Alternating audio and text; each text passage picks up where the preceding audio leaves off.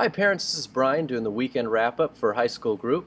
We're a little bit ahead of main service in the book of Luke. We've been highlighting most of the major events in the book of Luke, and today we arrived at the Last Supper, and we talked about Passover. And a lot of the kids, I actually asked for a show of hands, and a lot of kids had no idea what Passover was, the story in Egypt, the blood on the doorposts, the angel coming by and killing the firstborn. And so we talked about that, and we correlated it to what Jesus is now doing in the New Testament, how he's changing how our lives work, how it was a pattern, how God delivered the Jews out of Egypt, and so too God has now delivered us through the work of Jesus Christ, through the work on his cross and his resurrection. He has delivered us from the life of sin and the life of spiritual death, and he is bringing us into the promised land and eventually into his kingdom.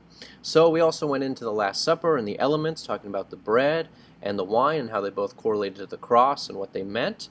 And so my suggestion would be, if you're talking to your kids this week about what they learned, maybe ask them, what did the bread mean to them? Or why did Jesus use bread? What was symbolic about bread?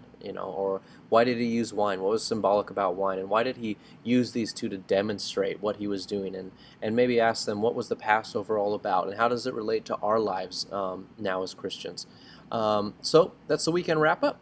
Thank you guys. See you next week. Bye.